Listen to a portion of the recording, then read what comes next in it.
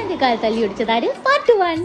കുറച്ചധികം പേര് അന്വേഷിക്കുകയും കാലൊടിഞ്ഞ് വൈറൽ റീലിന് താഴെ കുറേ പേരുടെ കമന്റ് വരികയും ചെയ്തിരുന്നു എന്റെ കാലിന് എന്ത് പറ്റിയാണെന്ന്. പറയാം, സത്യം പറഞ്ഞ തുടക്കം തൊട്ട് ഒടുക്കത്തെ നെഗറ്റീവായിരുന്നു ഈ യാത്ര. വൈകിട്ട് 5 മണിക്ക് കൃത്യത്തിന് യാത്ര പുറപ്പെടാനിരുന്ന ഞങ്ങളാണ്.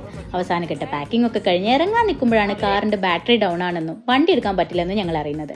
ട്രിപ്പ് പോകാൻ കാറിന്റെ ടയർ വരെ കഴുകുന്നതിനിടയ്ക്ക് വണ്ടി സ്റ്റാർട്ടാവുമെന്ന് നോക്കാൻ മറന്ന ഇച്ചനാണ് എന്റെ ഹീറോ.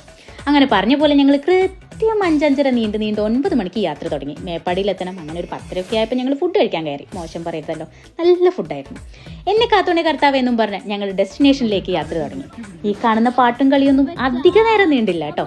എല്ലാവരും ഒരു 5-6 വട്ടം വാളൊക്കെ വെച്ച് ക്ഷീണിച്ച് അങ്ങോട്ടും ഇങ്ങോട്ടും ചാരിക്കിടന്ന് എത്തിയൊന്ന് നോക്കാൻ വേണ്ടി മാത്രം കണ്ണു തുറന്ന് എത്തിയില്ല എന്നറിയുമ്പോൾ വീണ്ടും അതേ കിടപ്പ് തുടർന്ന് ഒരു വിധം ഞങ്ങൾ ഡെസ്റ്റിനേഷൻ പോയിന്റിലെത്തി. എത്തിയപ്പോൾ അത് വരേണ്ട ക്ഷീണമൊക്കെ മാറി. പിന്നെ സ്ഥലം കാണാനുള്ള എക്സൈറ്റ്മെന്റ് ആയി. അങ്ങനെ വീടൊക്കെ നടന്നു കണ്ട് ചുമ്മാ ഒരു രസത്തിന് ഒരു പൂട്ടിയിട്ട റൂം നോക്കി തെക്കിനിയാണെന്നൊക്കെ പറഞ്ഞൊരു ഗോസ്റ്റ് എഫക്റ്റ് ഒക്കെ ഉണ്ടാക്കി. ഡാൻസും പാട്ടൊക്കെ ആയി ഞങ്ങളൊന്ന് എൻജോയ് ചെയ്ത് വരികയായിരുന്നു. അങ്ങനെ ഞങ്ങൾ ഈ മലക്കം പറഞ്ഞ് തുള്ളുന്നതിനിടയ്ക്ക് ചാരു എന്താ ചെയ്യുന്നതെന്ന് സത്യം പറഞ്ഞാൽ ഞാൻ ഈ വീഡിയോ എഡിറ്റ് ചെയ്യുമ്പോഴാണ് കേട്ടോ കാണുന്നത്.